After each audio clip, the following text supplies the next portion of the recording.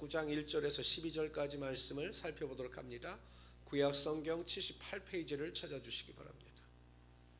구약 성경 78페이지 창세기 49장 1절에서 12절 말씀이 되겠습니다.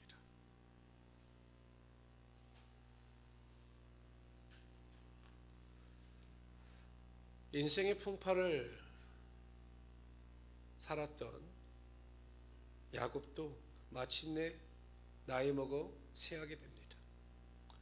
우리가 이 땅에서 태어나서 살아가는 모든 순간순간이 결국은 노쇠함을 향해서 걸어갈 수밖에 없는 거죠. 어떤 사람들은 많죠. 인간은 벌써 태어나는 순간부터 죽음의 종착역을 향해서 달려가는 기차와 같다라고 표현하는 사람들도 있습니다.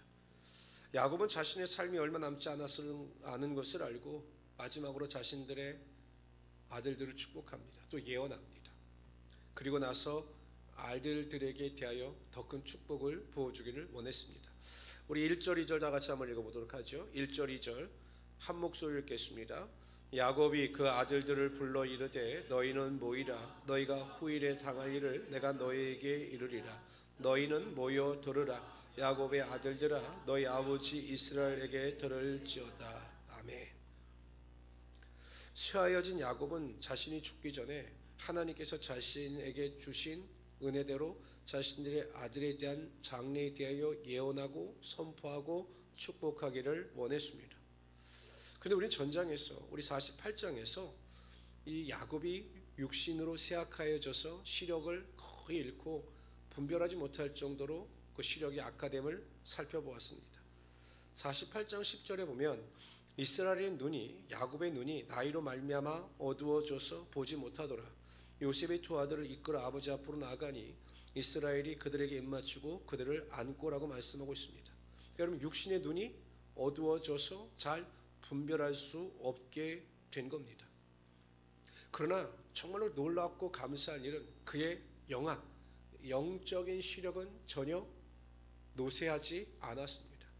아니 더 정확히 말하면 야곱이 젊었을 때부터 중년의 나이 때보다도 더 하나님의 은혜로 말미암아 영안이 열리고 보지 못하는 것을 볼 수 있는 은혜가 임하게 된 거죠. 그래서 여러분 하나님이 주시는 그 영안의 그 열림의 축복을 통해서 그 자녀들을 축복하고 자녀들의 장래에 어떠한 일이 일어날 것인가에 대하여 예언하고 있는 것입니다. 어떤 사람들이 그런 말을 합니다. 제가 그 가요에 보니까 나이를 먹어 간다라고 하는 것은 늙어가는 것이 아니라 익어가는 것이다라고 하는 가요 표현도 있는데 굉장히 성경적인 것 같아요. 이 세상의 사람들 중에는 세상을 보는 눈이 탁월한 사람이 있습니다. 그러니까 지혜롭고 현명하여 다른 사람들이 보지 못하는 것을 보는 아주 탁월한 사람들이 있습니다. 그래서 생각지도 못한 일에 투자를 하거나 사업을 해서 큰 돈을 벌기도 하고 사회적 명성과 권력과 명예를 얻기도 합니다. 그래서 그러한 탁월한 사람들을 보면서 세상 사람들은 그들을 부러워하죠. 나도 저 사람처럼 성공하고 번영하여 좋은 집에 살고 물질의 걱정과 염려 없이 풍성한 삶을 살았으면 좋겠다라고 사람들은 그러한 삶의 인생을 부러워하기도 합니다. 그러나 그들의 부귀영화는 거기까지입니다. 그들이 비록 세상을 보는 눈은 탁월했을지언정 영적인 은혜와 능력으로 보이지 않는 세계를 보는 하나님의 세계를 보는 영적인 영안은 막혀져 있던 겁니다. 세상에 대해서는 탁월한 눈을 가지고 있었지만 영적인 일에 대해서는 전혀 앞을 보지 못하는 맹인과 같았던 것입니다. 그래서 그들이 결국에는 심판을 받아서 지옥에 떨어지고 심판을 받을 수밖에 없는 거죠. 성도들은 세상을 보는 눈이 탁월한 사람이 아니라 보이지 않는 영적인 세계를 바라보는 눈이 탁월해야 합니다. 그리고 우리가 비록 육신의 한계에 붙들려 살지만 성도들은 항상 보이지 않는 하나님의 영적인 세계를 보고 분별할 수 있는 은혜와 능력이 탁월할 수 있어야 한다는 거죠. 나이가 들어갈수록 우리 권사님들이나 왜냐하면 저는 아직 그런 게 없는데 가끔 우리 친구들을 만나보면 50대 이제 후반을 향해서 가는데 제가 좀 서글픈 게 뭐냐면 갑자기 뭐 이거 글씨 보여? 이러면 옛날에 이렇게 보던 친구들이 이렇게 안경을 쓰고 있어요. 이렇게 보다 이렇게 다 안경을 올리더라고요. 왜 그래요? 노안이 왔다는 거예요. 그래서 안 보여서 이렇게 올려야 된다는 거예요. 저는 아직까지 괜찮은데 어쩔 수 없어요. 뭐 더디 노화가 일어나는 분도 있고 노화가 빨리 일어나는 분도 있지만 육체의 노화는 막을 수는 없습니다. 그러나 저는 오히려 우리 권사님들을 보면서 육신의 노화는 일어나고 계시지만 연세가 드실수록 오히려 영적인 탁월함이 나타나는 분들을 저는 더 많이 보게 됩니다. 어느 분야에서 어느 정도의 수준에 이른 사람들을 보통 대가라고 하죠. 대가, 또 혹은 명장, 명인이라고 이야기를 합니다.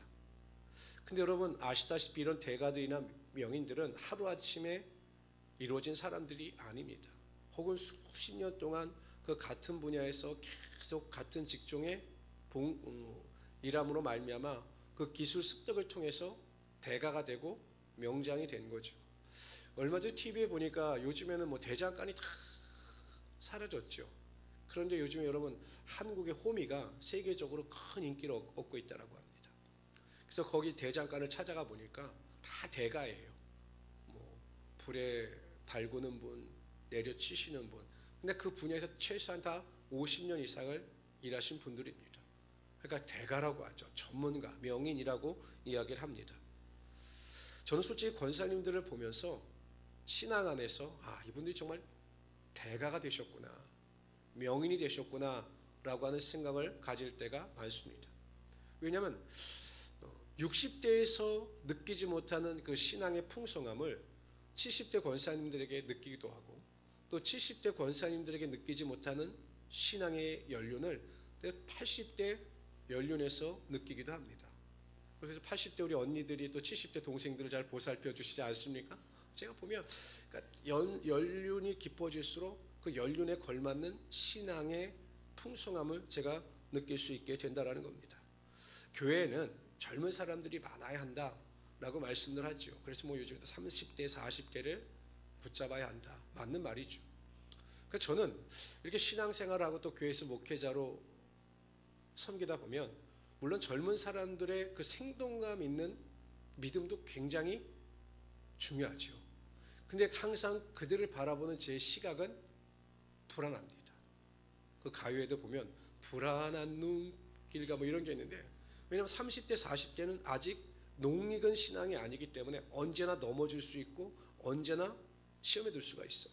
그래서 30대, 40대를 보면 참 신앙이 생동감이 있다라고는 느끼지만 한편으로는 그들을 볼 때 또 불안한 마음을 금할 수는 없습니다. 근데 우리 권사님들에게 뭐 그렇게 큰 생동감은 없으시잖아요. 그런데 우리 권사님들 볼 때는 제가 평안함과 안정성을 느낍니다. 왜냐하면 인생을 살아오시면서 모진 풍파와 고난 속에서 하나님을 경험하고 깎인 내 자아를 바라보면서 하나님만을 의지하고 하나님만을 바라본 우리 권사님들의 신앙 속에는 안정감이 있어요. 불안하거나 제가 시험에 빠질 수가 있겠다는 생각을 전혀 하지 않습니다. 그래서 권사님들의 신앙이 거목과 같고 고목과 같이 빛날 수 있게 된다는 것입니다. 저는 우리 권사님들이 한 120살까지만 그렇게 사시기를 바랍니다. 건강하셔서 그렇게 사시고 교회 안에서 우리 권사님들의 그 안정성과 신앙의 풍요로움이 많은 사람들에게 선한 영향을 끼칠 수 있기를 주님의 이름으로 축원합니다. 그러나 다는 아닙니다. 안타까운 게 다는 아닙니다.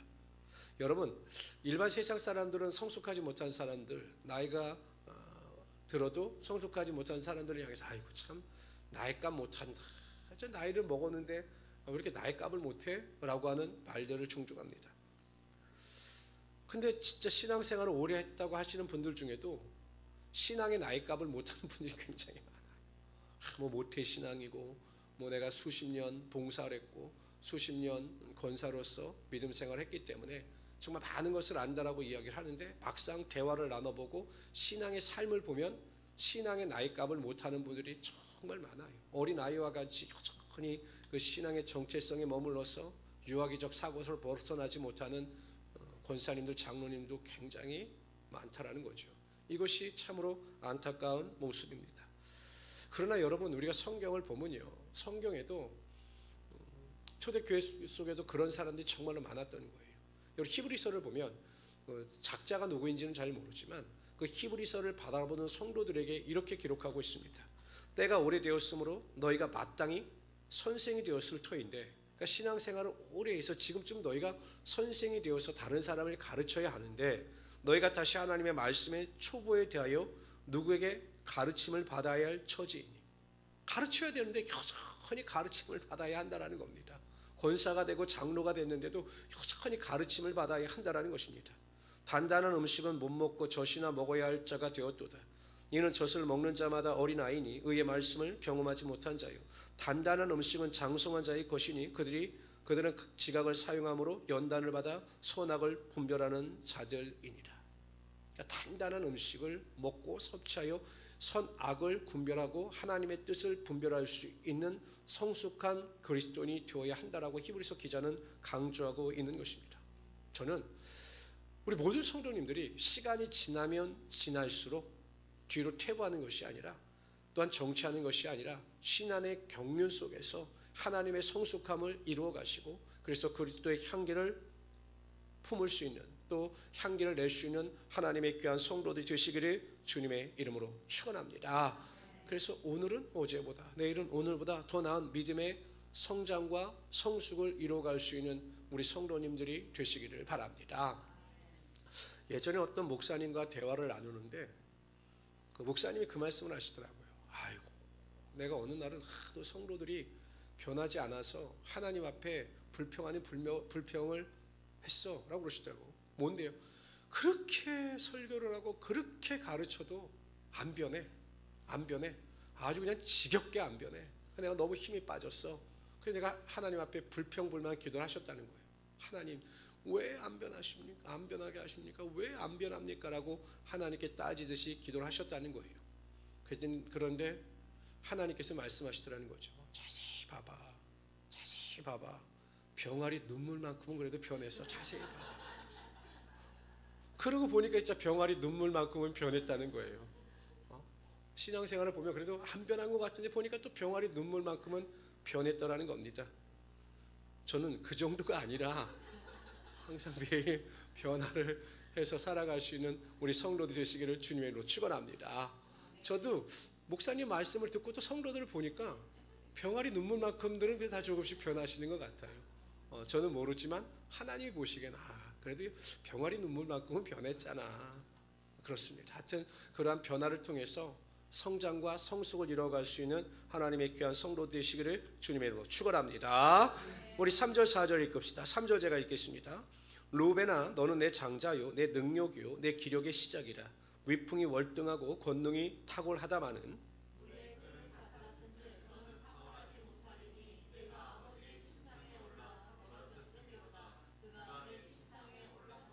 이제 어머님의 순서대로 자녀들을 예언합니다.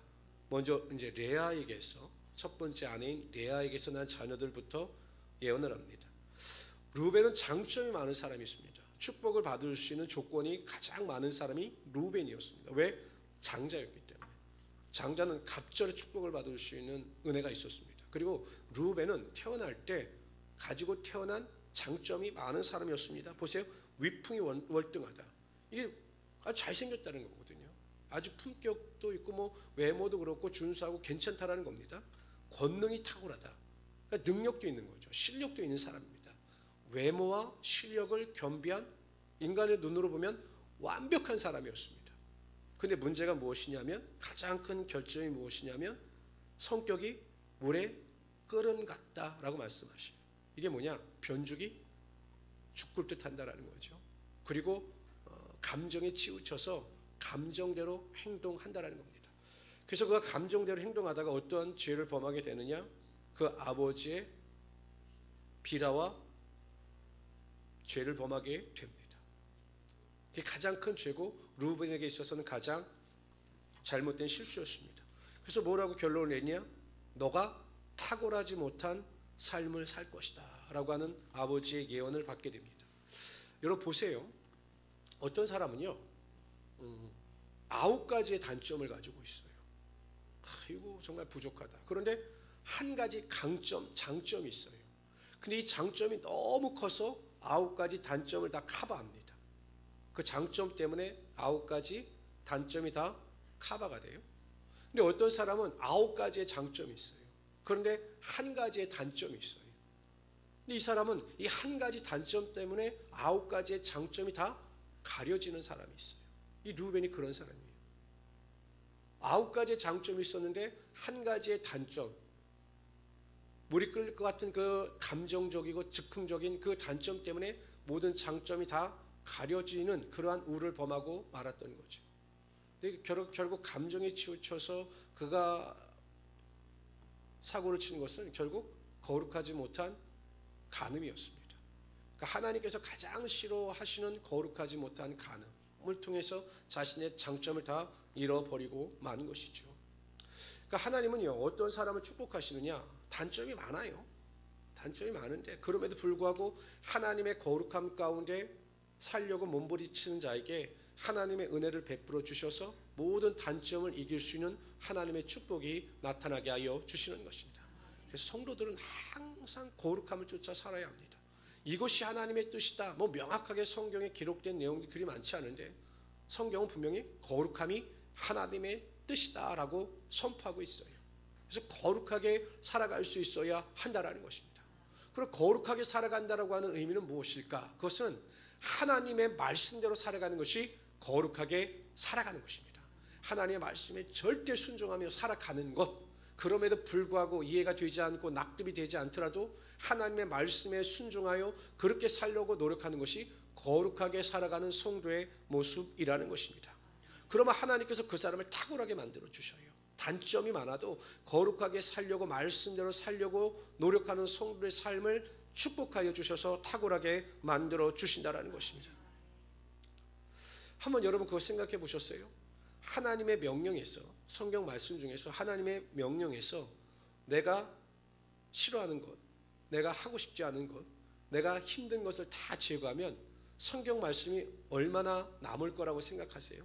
성경 말씀에서 읽다가 이거 내가 지키기 싫어, 이거 내가 지키기가 힘들어, 내가 이거 하기 싫어, 이런 내용들을 다 제껴버리면 성경 말씀에 얼마나 많은 내용이 남을 수 있을까요? 없을 것 같아요. 그렇죠? 여러분 한번 생각해 보십시오. 여러분들은 그냥 객관적 제3자의 입장에서 성경을 읽으니까 성경에 나오는 인물들의 그 심리 상태를 잘 이해하지 못하지만 한번 그 사람의 입장에서 한번 생각해 보세요. 여러분 아브라함이 75세에 친척 본토 아비집을 떠나고 싶었을까요? 생각해. 여러분들에게 하나님께 나타나셔서 어떤 권사야 너에게 명령하노니 미국으로 이민을 떠나거라, 자식들 다 포기하고 가거라. 그럼 떠나겠습니까? 쉽지 않아요. 사드락과 메삭과 아벳느고가 풀무불에 정말 들어가고 싶었을까요?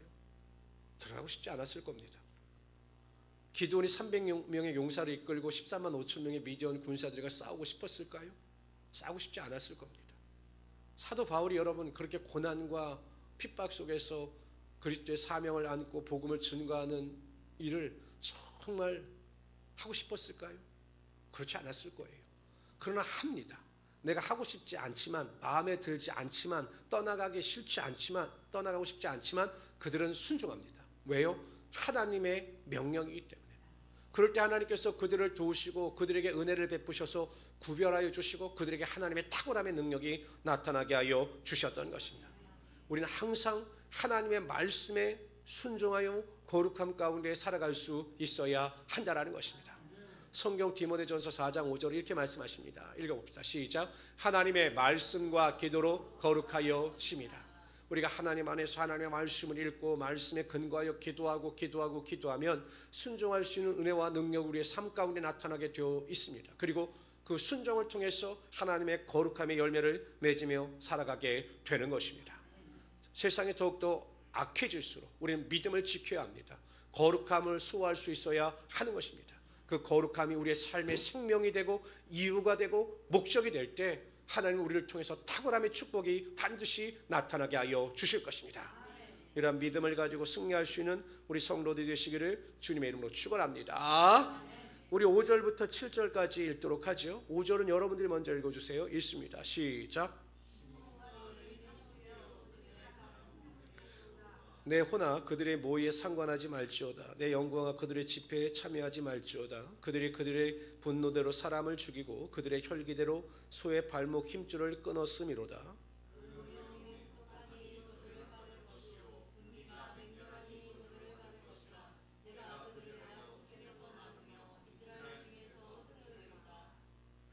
시므온과 레위는 한 사건을 중심으로 일을 일으켰기 때문에 동시에 예언을 합니다. 바로 그 세겜성에서의 학살 사건이죠.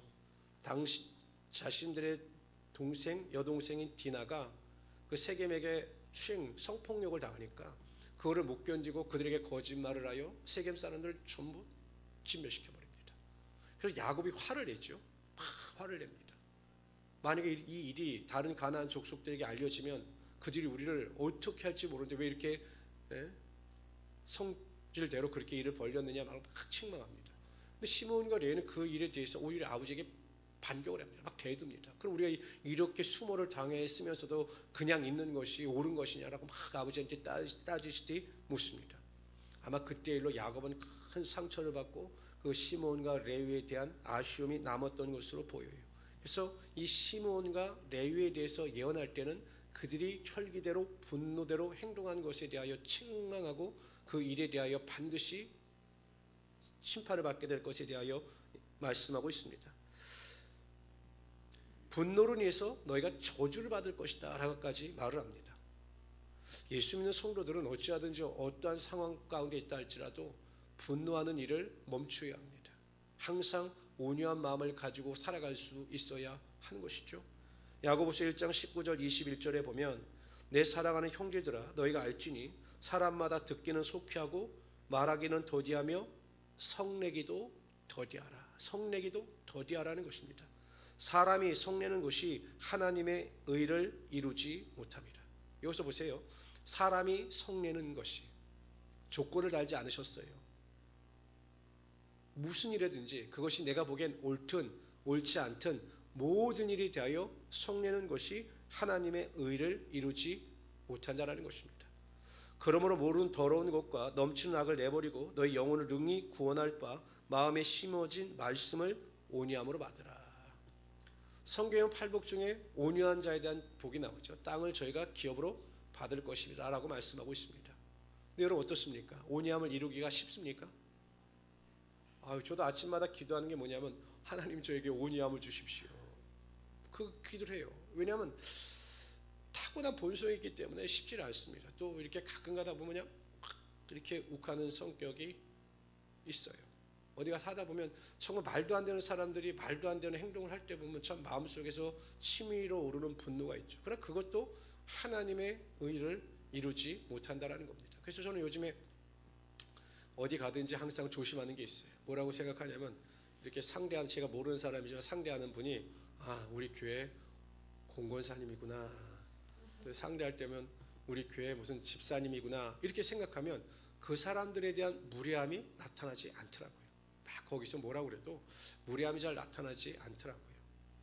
그러니까 어찌 보면 모든 사람을 우리가 예수 그리스도의 때 마음을 가지고 예수님처럼 섬기며 너희가 모든 일을 할 때 죽게 하듯 하라 이렇게 말씀하셨잖아요. 그러니까 모든 일을 할 때 상대방을 주님인 것처럼 우리가 인식하게 되면 하나님 안에서 분노와 성냄이 아니라 온유함과 겸손함을 가지고 살아갈 수 있게 되는 것이죠. 근데 오늘 본문에 말씀을 받으라고 말씀.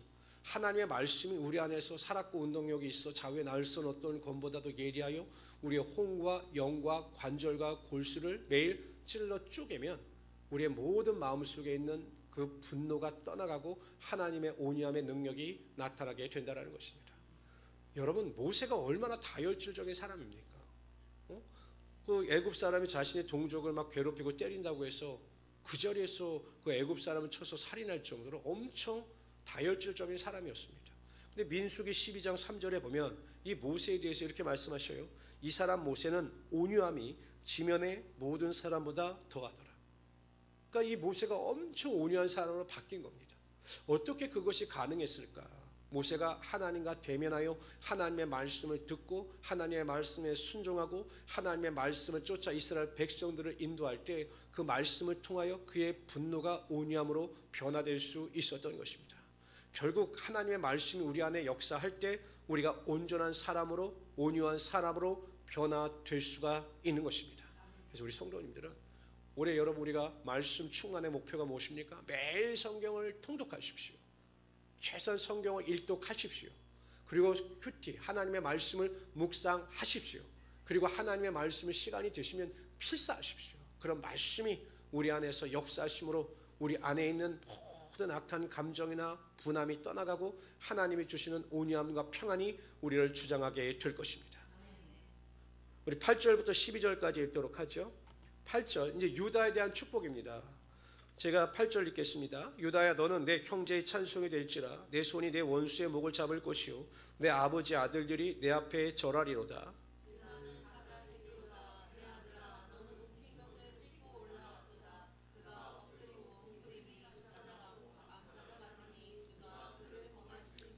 규가 유다를 떠나지 아니하며 통치자의 지팡이가 그 발 사이에서 떠나지 아니하기를 실로가 오시기까지 이르르니 그에게 모든 백성이 복종하리로다.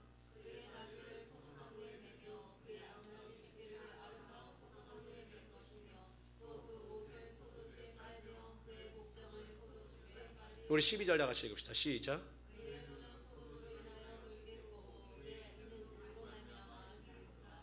유다에 대한 예언은 굉장히 긍정적입니다. 부정적인 내용이 없습니다. 아마 야곱이 생각할 때 자신들이 굉장히 위기에 처했을 때 그 베냐민을 데리고 가는 일, 또한 베냐민을 지키는 일에 유다가 적극적으로 나서서 옹호하고 보호하여 지켰습니다. 아마 그 일에 대해서 이 야곱은 굉장히 고마운 마음을 느꼈고 또 하나님께서 유다를 택하셨기 때문에 하나님께서 그 야곱을 통하여 유다를 축복하게 하시는 것으로 보입니다. 10절에 보면 규가 유다를 떠나지 아니한다. 이 규라고 하는 것은 왕이 가지고 있는 지팡이입니다. 왕권을 의미하는 거죠. 그 뒤에는 또 설명을 합니다.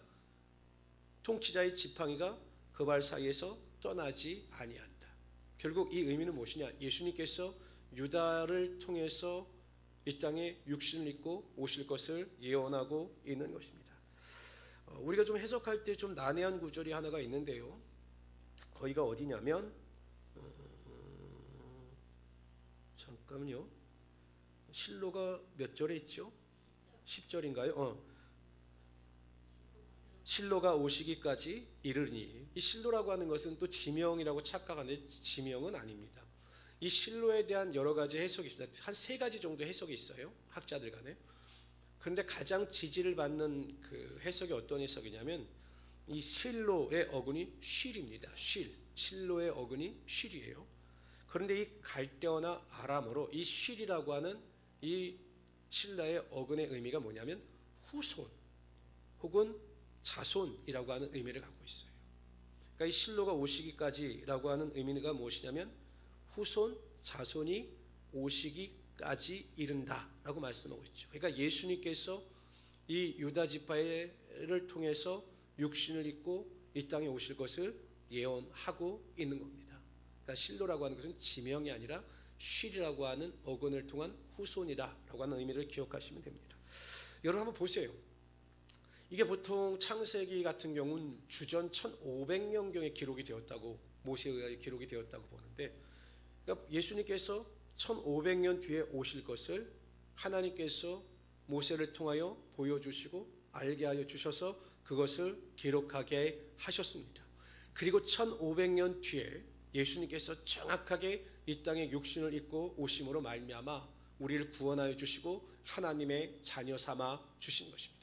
우리가 성경을 알면 알수록 성경의 예언과 약속과 성취가 얼마나 완전하고 완벽한지를 알 수가 있는 거죠.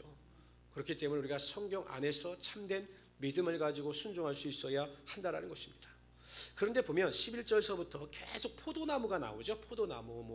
포도나무가 나오고 또 포도나무에 맬 것이고 포도주에 빨 것이고 이런 내용이 나옵니다.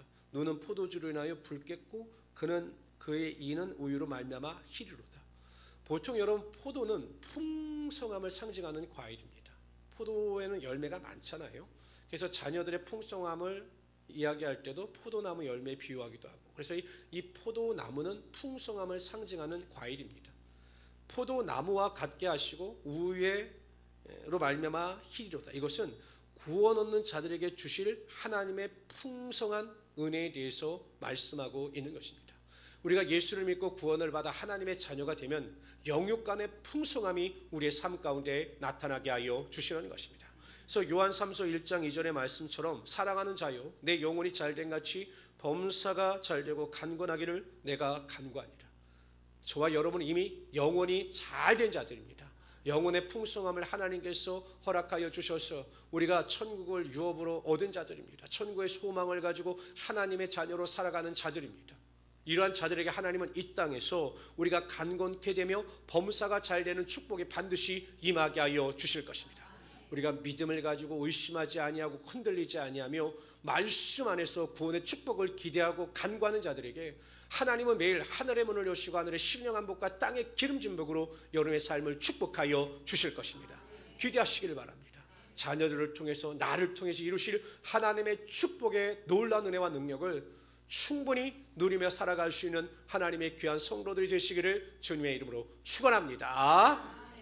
저는 우리 교회에게도 그런 축복의 특권이 있다고 생각합니다. 저는 우리 교회 오면 참 성도들이 다 잘 되십니다. 임신도 잘 되시고 다 잘 됩니다. 제가 요즘에 물고기를 키우는데 물고기도 잘 됩니다. 다 잘 돼요. 우리 교회는 하나님이 그런 축복을 주셨습니다. 기대하시고 믿음을 가지고 승리할 수 있는 우리 성도들이 되시기를 주님의 이름으로 축원합니다. 기도합시다. 조시 하나님, 항상 우리에게 귀한 믿음을 주시고 좌로나 우로나 치우치지 않게 하시며 하나님께서 유다를 통해서 예수 그리스도에 대한 축복을 허락하여 주셨던 것처럼 우리의 삶의 구원의 축복의 은혜와 능력이 나타나게 하심을 정말로 감사합니다. 하나님, 우리의 신앙이 제자리에 멈추는 것이 아니라 매일 성장하고 성숙하여 하나님께 영광을 돌리며 살아가게 하여 주시옵소서. 하나님, 우리 모든 성도의 마음 가운데 기쁨과 즐거움을 허락하여 주시옵소서. 모든 슬픔과 우울감은 떠나가게 하여 주시고 기대와 소망이 흘러넘치게 하여 주시옵소서. 기도할 때마다 꿈을 꾸게 하여 주시고 기도할 때마다 은혜 가운데 거하게 하여 주시옵소서. 오늘도 하나님 우리가 찬양하고 믿음으로 기도하며 나가기를 원합니다. 가정을 위하여 기도할 때마다, 자녀를 위하여 기도할 때마다, 교회를 위하여 기도하며 간구할 때마다 풍성한 은혜와 능력이 온전히 임하게 하여 주시옵소서. 함께 하심을 감사하며 예수님의 이름으로 기도드리옵나이다. 아멘.